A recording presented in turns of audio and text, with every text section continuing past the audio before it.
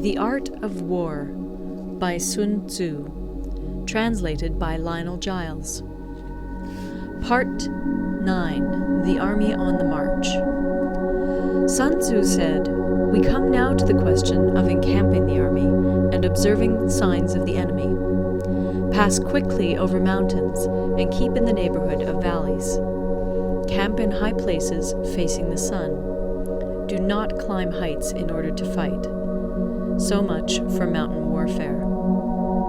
After crossing a river, you should get far away from it. When an invading force crosses a river in its onward march, do not advance to meet it in midstream. It will be best to let half the army get across and then deliver your attack. If you are anxious to fight, you should not go to meet the invader near a river which he has to cross. Moor your craft higher up than the enemy and facing the sun.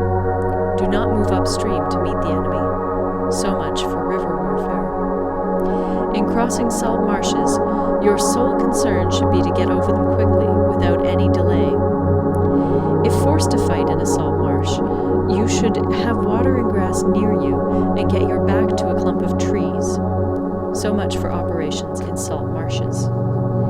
In dry, level country, take up an easily accessible position with rising ground to your right and on your rear, so that the danger may be in front and safety lie behind. So much for campaigning in flat country. These are the 4 useful branches of military knowledge which enabled the Yellow Emperor to vanquish 4 several sovereigns. All armies prefer high ground to low, and sunny places to dark. If you are careful of your men and camp on hard ground, the army will be free from disease of every kind, and this will spell victory. When you come to a hill or a bank, occupy the sunny side, with the slope on your right rear. Thus you will at once act for the benefit of your soldiers and utilize the natural advantages of the ground. When, in consequence of heavy rains up country, a river which you wish to ford is swollen and flecked with foam, you must wait until it subsides. Country in which there are precipitous cliffs with torrents running between, deep natural hollows, confined places, tangled thickets, quagmires, and crevasses should be left with all possible speed and not approached. While we keep away from such places, we should get the enemy to approach them. While we face them, we should let the enemy have them on his rear. If in the neighborhood of your camp there should be any hilly country, ponds surrounded by aquatic grass, hollow basins filled with reeds, or woods with thick undergrowth, they must be carefully routed out and searched, for these are places where men in ambush or insidious spies are likely to be lurking. When the enemy is close at hand and remains quiet, he is relying on the natural strength of his position. When he keeps aloof and tries to provoke a battle, he is anxious for the other side to advance. If his place of encampment is easy of access, he is tendering a bait. Movement amongst the trees of a forest shows that the enemy is advancing.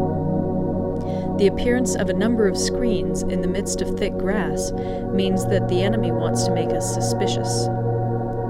The rising of birds in their flight is the sign of an ambuscade. Startled beasts indicate that a sudden attack is coming. When there is dust rising in a high column, it is the sign of chariots advancing. When the dust is low, but spread over a wide area, it betokens the approach of infantry. When it branches out in different directions, it shows that parties have been sent to collect firewood. A few clouds of dust moving to and fro signify that the army is encamping. Humble words and increased preparations are signs that the enemy is about to advance. Violent language and driving forward as if to the attack are signs that he will retreat. When the light chariots come out first and take up a position on the wings, it is a sign that the enemy is forming for battle. Peace proposals unaccompanied by a sworn covenant indicate a plot.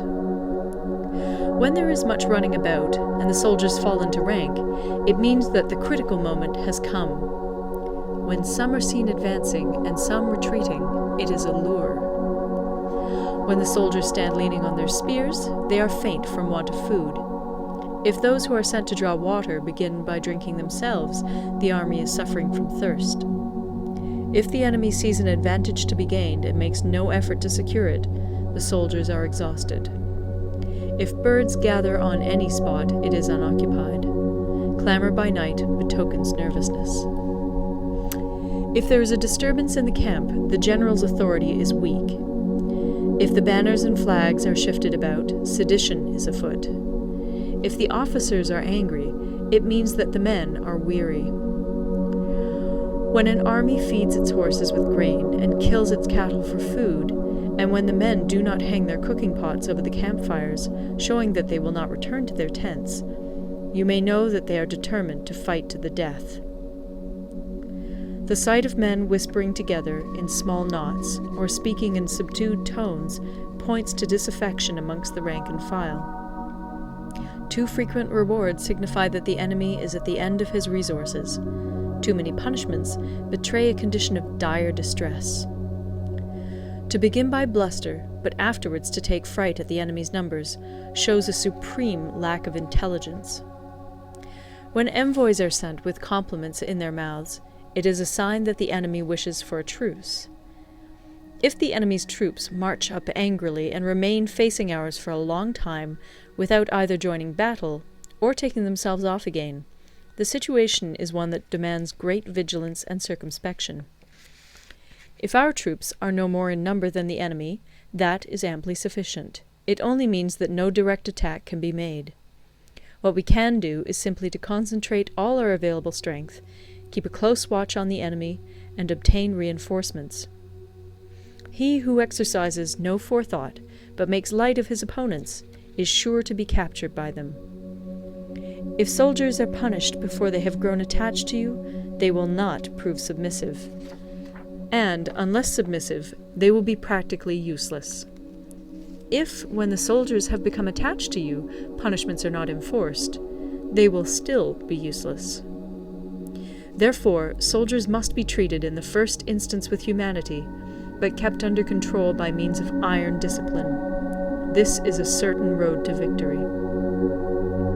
If, in training soldiers, commands are habitually enforced, the army will be well disciplined. If not, its discipline will be bad. If a general shows confidence in his men, but always insists on his orders being obeyed, the gain will be mutual. End of Part 9. Part 10. Terrain. Sun Tzu said, "We may distinguish 6 kinds of terrain, to wit, 1. Accessible ground, 2. Entangling ground, 3. Temporizing ground, 4. Narrow passes, 5. Precipitous heights, 6. Positions at a great distance from the enemy." Ground which can be freely traversed by both sides is called accessible. With regard to ground of this nature, be before the enemy in occupying the raised and sunny spots, and carefully guard your line of supplies. Then you will be able to fight with advantage.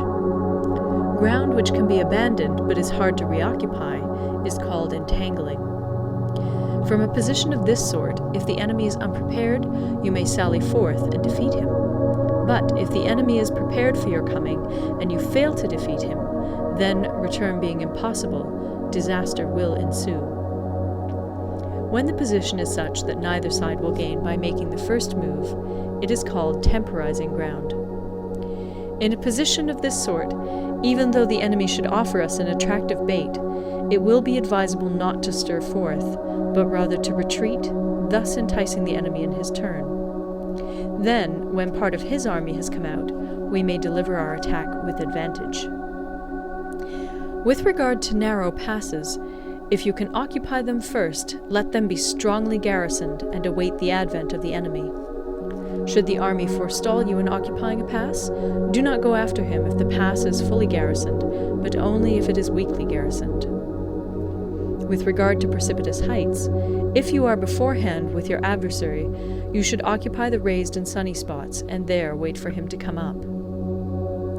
If the enemy has occupied them before you, do not follow him, but retreat, and try to entice him away. If you are situated at a great distance from the enemy, and the strength of the two armies is equal, it is not easy to provoke a battle, and fighting will be to your disadvantage. These 6 are the principles connected with earth. The general who's attained a responsible post must be careful to study them. Now, an army is exposed to 6 several calamities, not arising from natural causes, but from faults for which the general is responsible. These are 1. Flight, 2. Insubordination, 3. Collapse, 4. Ruin, 5. Disorganization, 6. Rout. Other conditions being equal, if one force is hurled against another 10 times its size, the result will be the flight of the former. When the common soldiers are too strong and their officers too weak, the result is insubordination.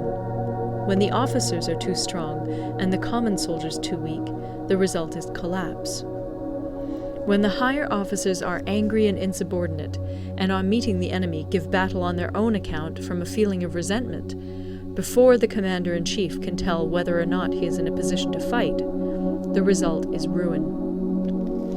When the general is weak and without authority, when his orders are not clear and distinct, when there are no fixed duties assigned to officers and men, and the ranks are formed in a slovenly, haphazard manner, the result is utter disorganization. When a general, unable to estimate the enemy's strength, allows an inferior force to engage a larger one, or hurls a weak detachment against a powerful one, and neglects to place picked soldiers in the front rank, the result must be rout. These are 6 ways of courting defeat, which must be carefully noted by the general who has attained a responsible post. The natural formation of the country is the soldier's best ally, but a power of estimating the adversary, of controlling the forces of victory, and of shrewdly calculating difficulties, dangers, and distances, constitutes the test of a great general. He who knows these things, and in fighting puts his knowledge into practice, will win his battles. He who knows them not, nor practices them, will surely be defeated. If fighting is sure to result in victory, then you must fight, even though the ruler forbid it. If fighting will not result in victory, then you must not fight even at the ruler's bidding. The general who advances without coveting fame and retreats without fearing disgrace, whose only thought is to protect his country and do good service for his sovereign, is the jewel of the kingdom. Regard your soldiers as your children, and they will follow you into the deepest valleys. Look upon them as your own beloved sons, and they will stand by you even unto death. If, however, you are indulgent, but unable to make your authority felt, kind-hearted, but unable to enforce your commands, and incapable, moreover, of quelling disorder, then your soldiers must be likened to spoilt children. They are useless for any practical purpose. If we know that our own men are in a condition to attack, but are unaware that the enemy is not open to attack, we have gone only halfway towards victory. If we know that the enemy is open to attack, but are unaware that our own men are not in a condition to attack, we have gone only halfway towards victory. If we know that the enemy is open to attack, and also know that our men are in a condition to attack, but are unaware that the nature of the ground makes fighting impracticable, we have still only gone halfway towards victory. Hence the experienced soldier, once in motion, is never bewildered. Once he has broken camp, he is never at a loss. Hence the saying, "If you know the enemy and know yourself, your victory will not stand in doubt. If you know heaven and know earth, you may make your victory complete."